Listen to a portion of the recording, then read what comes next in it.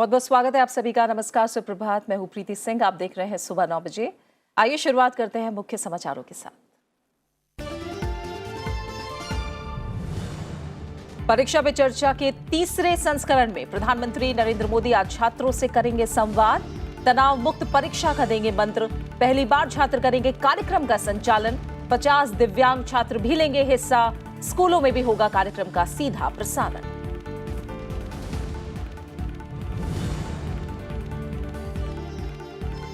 प्राचीन भारतीय भाषाओं को प्रोत्साहन और संरक्षण समय की मांग। उपराष्ट्रपति ने चेन्नई में central institute of classical Tamil और international institute of Tamil studies का किया दौरा। प्राचीन और लोकप्रिय तमिल ग्रंथों का अन्य भारतीय और विदेशी भाषाओं में अनुवाद की बताई जरूरत।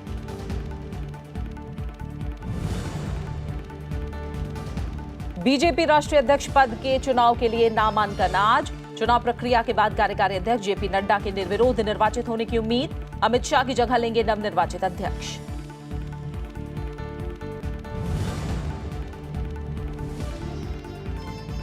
जम्मू कश्मीर के लिए औद्योगिक पैकेज जल्द। जम्मू कश्मीर पहुंचे केंद्रीय मंत्री पीयूष गोयल ने अगले साल दिसंबर तक कश्मीर को बाकी देश के रेल मार्ग से जोड़ने का भी किया ऐलान।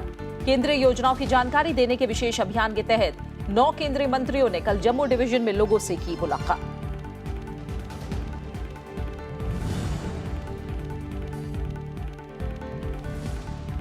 और बेंगलुरु में ऑस्ट्रेलिया के खिलाफ तीसरे और निर्णायक वनडे में भारत की 7 विकेट से शानदार जीत। सीरीज पर 2-1 से कब्जा। कप्तान Virat Kohli man of the series. उपराष्ट्रपति एम वेंकैया नायडू ने टीम इंडिया को दी बधाई।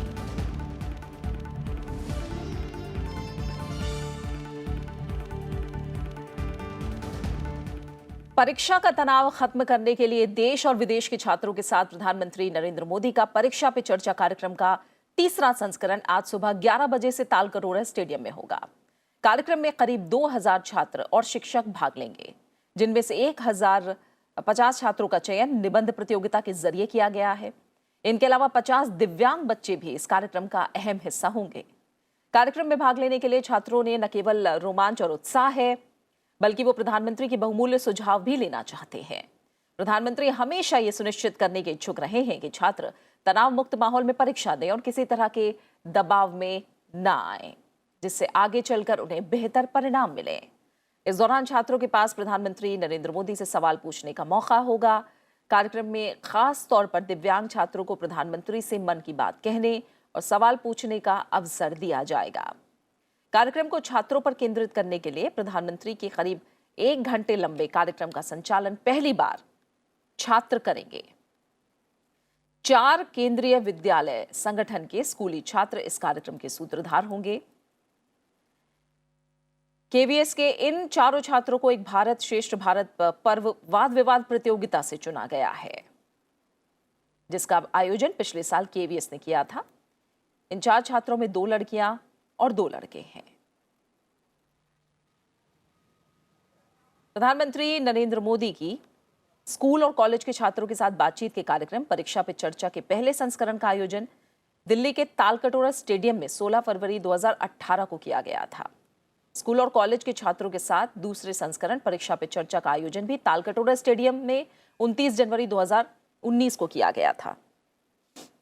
और पिछले साल देश भर के करीब 8.5 करोड़ से अधिक छात्रों ने डीडी टेलीविजन चैनलों, रेडियो चैनलों पर इस कार्यक्रम को देखा और सुना।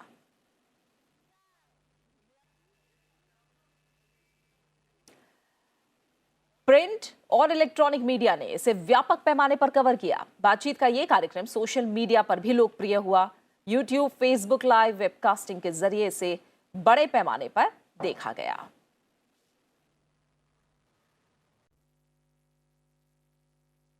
प्रधानमंत्री नरेंद्र मोदी ने ट्वीट करके कहा है कि एक बार फिर हम परीक्षाओं से जुड़े विषयों, खासतौर पर परीक्षा के दौरान कैसे हम खुश रहें और तनाव मुक्त रहें, इस पर गहन चर्चा और जानकारी से परिपूर्ण बातचीत होगी। उन्होंने सभी को परीक्षा पे चर्चा 2020 में शामिल होने के लिए आमंत्रित भी किया। उन्होंने कहा कि परीक्षा पे चर्चा 2020 से पहले लाखों छात्रों, अभिभावकों और बच्चों ने अपने विचार और सलाह दी है, जो बहुत ही मूल्यवान है। और ये परीक्षा से जुड़े महत्वपूर्ण मुद्दे जैसे परीक्षा की तैयारी, परीक्षा के दौरान और परीक्षा के बाद के वक्त के लिए महत्वपूर्ण है। प्रधानमंत्री ने ट्वीट किया कि एग्जाम वॉरियर्स और परीक्षा पे चर्चा उस प्रयास का हिस्सा है जिसमें हम छात्रों को समर्थन देते हैं और उन्हें ये आश्वस्त करते हैं कि हम सभी उस समय उनके साथ हैं जब वो परीक्षा की तैयारियां कर रहे हैं।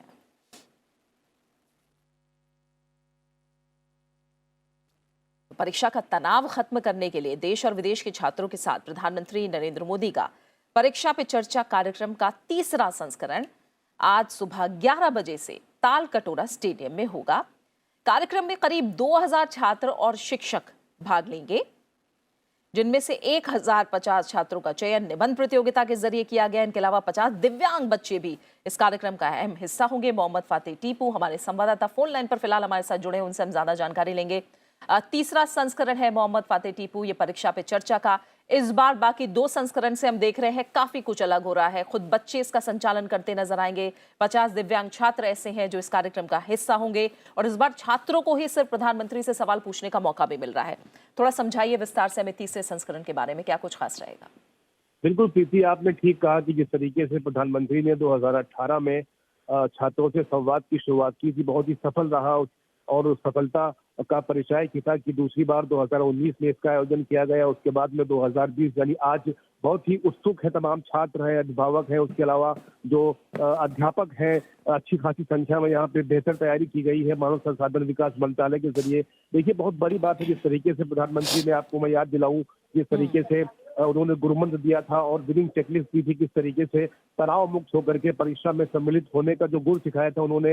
एग्जाम वॉरियर एक किताब का जिक्र करना चाहूंगा जो उन्होंने अपने अभी कुछ दिन पहले लिखा, उसके जरिए से भी उन्होंने अपनी बातों को छात्रों तक पहुंचाया। तो काफी उत्साह यहाँ पे प्रीति देखने को मिल रहा है और इसके साथ सबसे बड़ी चीज ये है कि अच्छी खासी तादाद में दिव्यांग छात्र भी यहाँ पर आएंगे जो खासतौर पे अपने मन की बात प्रधानमंत्री मोदी से करेंगे और उनको सवाल पूछने का मौका मिलेगा, क्योंकि लगातार प्रधानमंत्री ने परीक्षा में शामिल होने के लिए छात्रों को तमाम अलग अलग मंचों से परीक्षा में शामिल होने के लिए तनाव मुक्त होने का जो गुरुमंत्र दिया, आज सही मायने में इसका जो आयोजन किया गया। फिलहाल 11 बजे से यहाँ दिल्ली के तालकटोरा स्टेडियम में प्रीति कार्यक्रम की शुरुआत होगी। उसके बाद पीएम मोदी आएंगे और छात्र उनसे रूबरू होंगे। इसके अलावा यूट्यूब और सोशल मीडिया के माध्यम से भी दुनिया के और भी छात्र पीएम के इस प्रोग्राम को देख सकते हैं। प्रीति, बिल्कुल, तो कार्यक्रम में भाग लेने के लिए छात्रों में न केवल रोमांच और उत्साह है, बल्कि जो बहुमूल्य सुझाव प्रधानमंत्री देते हैं, तो तीसरे संस्करण के जरिए भी इस बातचीत और इन सुझाव, एक तरह से कहें गुरु मंत्र के लिए बच्चे भी तैयार हैं। फिलहाल बहुत बहुत शुक्रिया आपका मोहम्मद फातेह टीपू, हमसे बातचीत के लिए और जानकारी को हम तक पहुंचाने के लिए आपका। खबरों में आगे बढ़ते हैं। उपराष्ट्रपति एम वेंकैया नायडू ने प्राचीन भारतीय भाषाओं के प्रोत्साहन और उनके संरक्षण की बात कही है। रविवार को उन्होंने चेन्नई में केंद्रीय शास्त्रीय तमिल संस्थान का दौरा किया। इस मौके पर उन्होंने कहा कि प्राचीन भारतीय भाषाओं का प्रचार और संरक्षण समय की आवश्यकता है, क्योंकि वो हमारे प्राचीन सभ्यता के मूल्यों, ज्ञान और बुद्धि को बढ़ाते हैं। केंद्रीय शास्त्रीय तमिल संस्थान के उच्च अनुसंधान कार्य की सराहना करते हुए उपराष्ट्रपति ने कहा कि हमें भारतीय भाषाओं के प्रचार के लिए राष्ट्रीय आंदोलन चलाने की जरूरत है। उपराष्ट्रपति ने भारतीय भाषाओं में बोलने, लिखने और संवाद करने वालों के लिए सम्मान और गर्व की भावना रखने का आह्वान किया। उपराष्ट्रपति ने थिरुकुलर का सभी भारतीय भाषाओं और कुछ विदेशी भाषाओं में अनुवाद की प्रशंसा करते हुए कहा कि मानवता के लाभ के लिए प्राचीन और लोकप्रिय तमिल ग्रंथों का भारतीय और विदेशी भाषाओं में अनुवाद होना चाहिए। उपराष्ट्रपति ने कहा कि भारतीय भाषाओं की समृद्ध विरासत को संरक्षित और बढ़ावा देने के लिए विज्ञान और प्रौद्योगिकी का सहारा लेना चाहिए। उपराष्ट्रपति ने कहा कि CICT और IITS जैसे संस्थानों से सभी संस्कृतियों, समाजों और भाषाओं को समझने में मदद मिलेगी और लोग एक दूसरे के करीब आ सकेंगे। केंद्रीय शासित तमिल संस्थान उन वस्तुओं का दस्तावेजीकरण और संरक्षण करता है जो तमिलों की प्राचीनता से संबंधित हैं।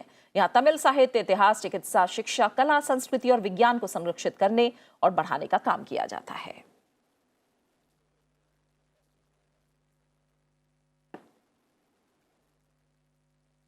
उपराष्ट्रपति एम वेंकैया नायडू ने international institute of Tamil studies का भी दौरा किया। उपराष्ट्रपति ने यहाँ 5 प्रदर्शनियों का निरीक्षण किया। यहाँ दशकों के अनुसंधान से अप्रकाशित तमिलों के इतिहास को संजोया गया है। उपराष्ट्रपति ने यहाँ मदुरै और श्रीरंगम शहरों के मॉडल को भी देखा, जो इन शहरों में पाए जाने वाले शानदार शहर नियोजन और मंदिर निर्माण की कलात्मकता को उजागर करते हैं। उपराष्ट्रपति ने कहा कि ये संस्थान तमिल भाषा, सभ्यता और समाज की पुरातनता और विशिष्टता को उजागर करने का काम बेहतर तरीके से कर रहे हैं।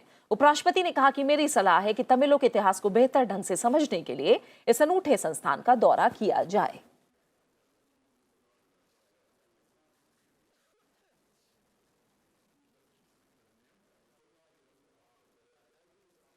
बीजेपी को अमित शाह की जगह आज नया राष्ट्रीय अध्यक्ष मिल सकता है।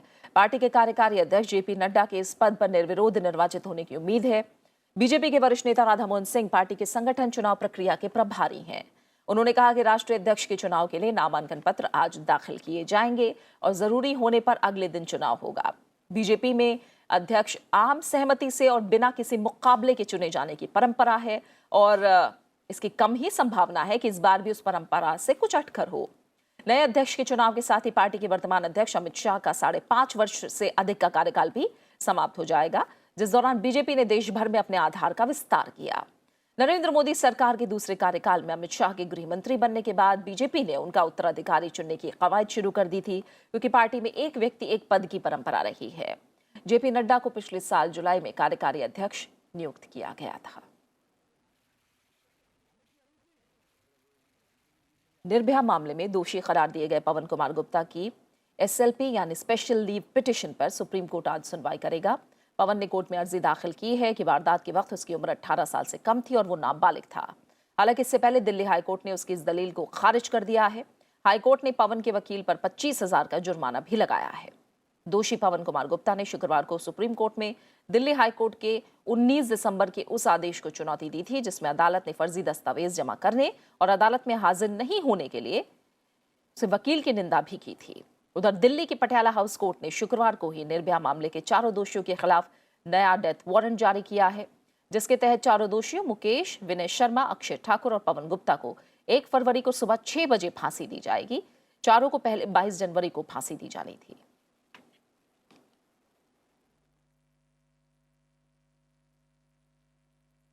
सेना ने परमाणु हमला करने में सक्षम बैलिस्टिक मिसाइल का कल सफल परीक्षण किया है। आंध्र प्रदेश की तट से 3,500 किलोमीटर की मारक क्षमता वाली K4 बैलिस्टिक मिसाइल का सफल परीक्षण किया गया।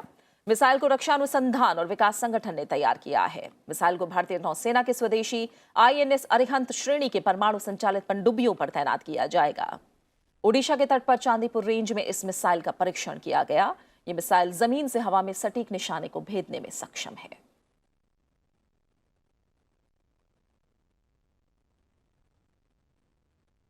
केंद्रीय मंत्रियों के जम्मू कश्मीर दौरे के दूसरे दिन कल 9 मंत्रियों ने जम्मू संभाग के 6 जिलों के 10 ब्लॉक का दौरा किया। मंत्रियों ने विभिन्न विकास योजनाओं और कार्यक्रमों के बारे में लोगों की प्रतिक्रियाएं ली और उनके सुझाव सुने। मंत्रियों ने कुछ विकास परियोजनाओं का उद्घाटन किया और कुछ की आधारशिला भी रखी।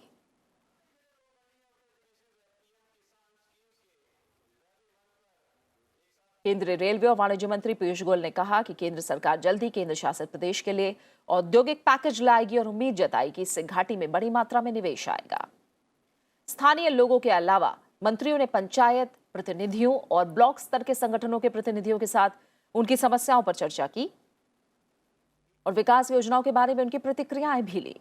सभी मंत्रियों ने जम्मू कश्मीर से अनुच्छेद 370 के प्रावधानों को निष्प्रभावी करने के फायदे गिनाते हुए कहा कि सरकार इस क्षेत्र में आर्थिक गतिविधियों को बढ़ाने के लिए निवेश और औद्योगिक घरानों को आकर्षित करने के लिए काम कर रही है।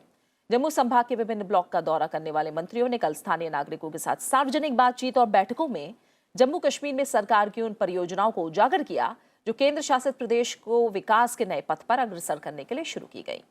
स्मृति Irani, Mahendranath Pandey, Arjun Ram Meghwal, V Muraleedharan, Anurag Singh Thakur, doctor Jitendra Singh, Piyush Goyal, Ashwini Choubey, RK Singh, जिन्होंने विभिन्न क्षेत्रों में लोगों से मुलाकात की और उन्हें आश्वासन दिया कि जम्मू कश्मीर में विकास और कल्याण में बाधा उत्पन्न करने वाली सभी दिक्कतों को सच्ची प्रतिबद्धता, समर्पण और ईमानदारी के साथ दूर किया जाएगा। मंत्रियों ने कहा कि जम्मू कश्मीर प्रधानमंत्री नरेंद्र मोदी के दिल के बहुत करीब है। उन्होंने कहा कि प्रधानमंत्री के नेतृत्व में सरकार ने केंद्र शासित प्रदेश में तेजी से विकास के लिए संकल्प लिया है। केंद्रीय मंत्री जितेंद्र सिंह ने रविवार को उधमपुर में जनसभा को संबोधित किया। जितेंद्र सिंह ने कहा कि औद्योगिक विकास के लिए सरकार ने यहां 1000 एकड़ भूमि की पहचान की है। इससे निवेशक आकर्षित होंगे। इस वर्ष तो पहली बार पूरा जो एलोकेटेड फंड्स थे वो इस्तेमाल हो गए। अधिक फंड्स की जरूरत पड़ी। मैंने माननीय गृह मंत्री से अनुरोध किया कि हमें और तेज गति देनी है चेनाब ब्रिज को, जिससे कटरा से उनियाल तक भी कनेक्शन हो जाए और वास्तव में बारामुल्ला से कन्याकुमारी तक पूरा देश एक हो। हम कन्याकुमारी में बैठा हुआ व्यक्ति सीधा कश्मीर की घाटी में जाके एक प्राइड महसूस करे, गर्व महसूस करे, मेरा देश एक है, मेरा देश तेज गति से कोने कोने तक प्रगति पहुंच रही है। और मेरा मानना है कि एक फोन कॉल पे माननीय प्रधानमंत्री ने अप्रूवल दिया गृह मंत्री जी को और हमें फंड्स अवेलेबल हुए। तेज गति से आज आप में से कोई जाना चाहे तो हमारे रेलवे अधिकारी आपको वहां लेके जाएंगे। Delivery mechanism has improved. The achievement in various sectors and for the various center-sponsored schemes and center-sector schemes have achieved much better performance. Sector-wise, look at the housing, look at the sanitation, look at the electrification, look at the Ayushman Bharat Yojana. Most of the schemes from the Pradhan Mantri Mudra Yojana to the Pradhan Mantri Jan Dhan Yojana, Pradhan Mantri Suraksha Bima Yojana and the Pradhan Mantri Jeevan Jyoti Bima Yojana. Look at the implementation. In last 7 months, we have seen a sea change. The governance has improved a lot. छोटे और मझोले कारोबारियों को 1 करोड़ रुपए के कर्ज के लिए महज 59 मिनट में कार्यक्रम को बड़ी सफलता हासिल हुई है। इस कार्यक्रम के तहत 2,73,000 आवेदन सरकार को मिले हैं, जिनमें 2,19,000 आवेदनों को मंजूर किया गया। इसके तहत जरूरतमंदों को 70,000 करोड़ की राशि मुहैया कराई गई।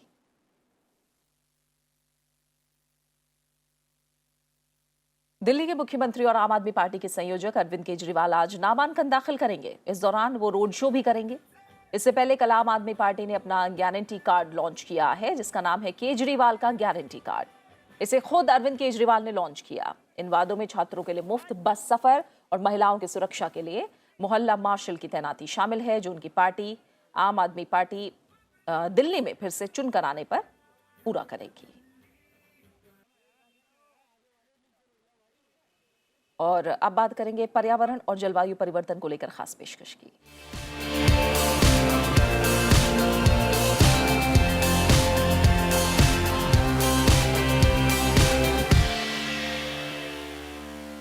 अमेज़न दुनिया का सबसे बड़ा उष्णकटिबंधीय वर्षा वन है। दक्षिण अमेरिका में स्थित अमेज़न वर्षा वन में जलवायु परिवर्तन वनों की कटाई से ज्यादा जैव विविधता को प्रभावित कर रहे हैं। यहाँ स्तनधारी जीवों के नए अध्ययन से पता चला है कि ग्लोबल वार्मिंग की वजह से कई प्रजातियां खत्म हो रही हैं। पहले ये माना जा रहा था कि उद्योगों की वजह से पारिस्थितिकी तंत्र पर असर पड़ रहा है, लेकिन अब शोधकर्ताओं का कहना है कि जलवायु परिवर्तन की वजह से कई प्रजातियां विलुप्त होती जा रही हैं। अमेज़न वर्षा वन एक महत्वपूर्ण कार्बन स्टोर है जो ग्लोबल वार्मिंग की गति को धीमा करते हैं। ये जंगल कई पौधों और जानवरों की कई प्रजातियों का घर भी है। ऐसे में अब शोधकर्ता ग्लोबल वार्मिंग को कम करने की वकालत कर रहे हैं।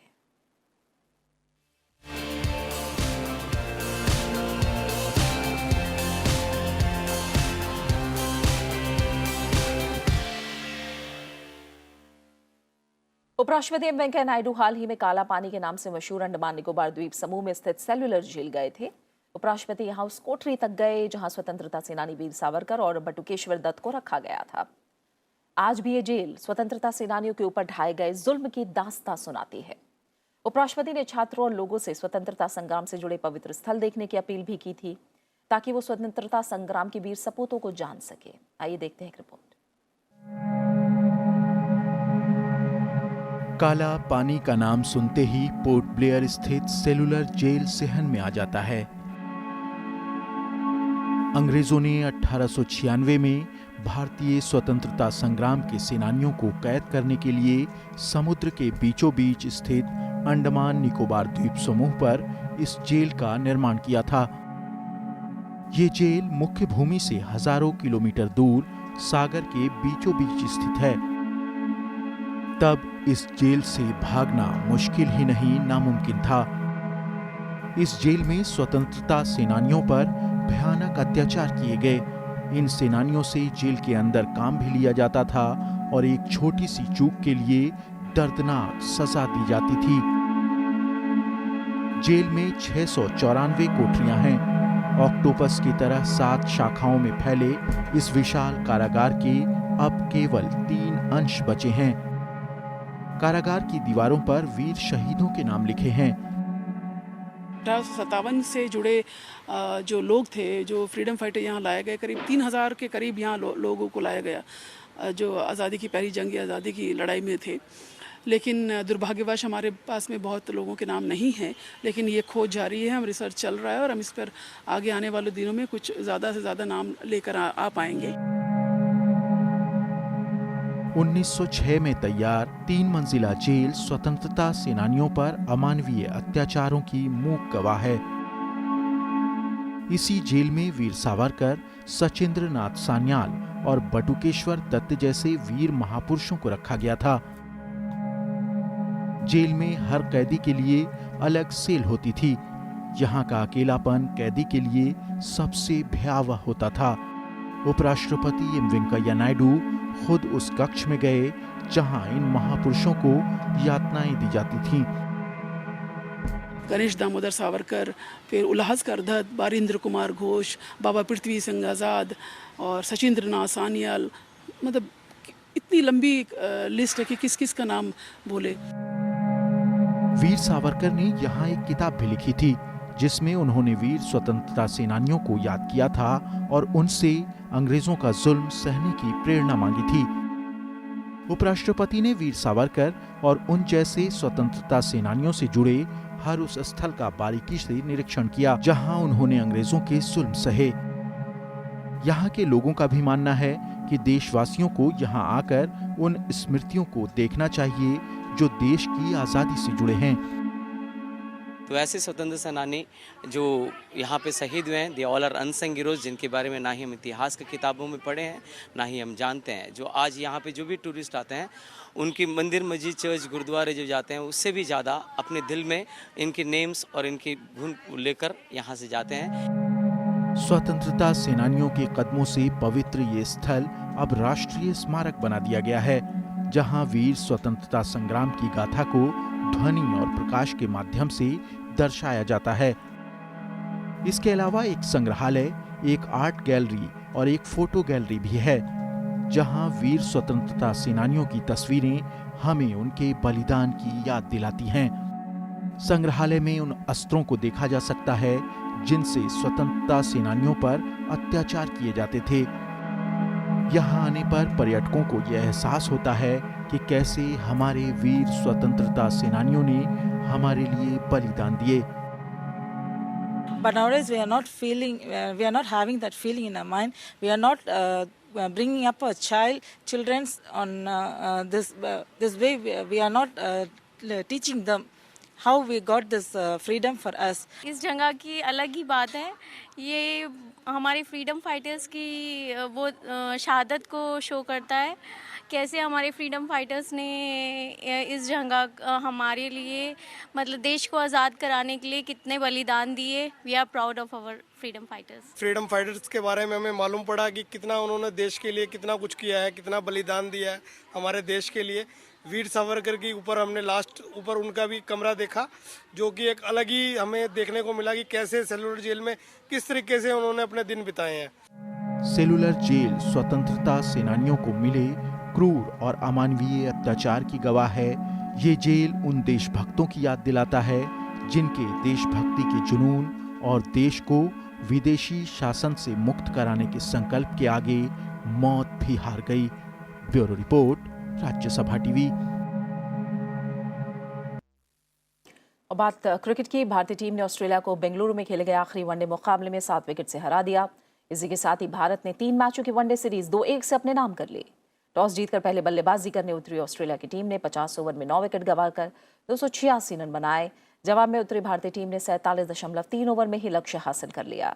रोहित शर्मा ने 119 और कप्तान विराट कोहली ने 89 रन बनाए। कप्तान विराट कोहली को मैन ऑफ द सीरीज चुना गया।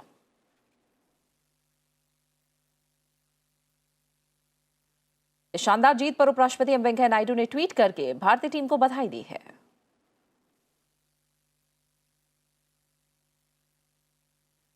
दक्षिण अफ्रीका में चल रहे अंडर 19 क्रिकेट विश्व कप में भारत ने श्रीलंका को 90 रनों से हराकर जीत के साथ आगाज किया।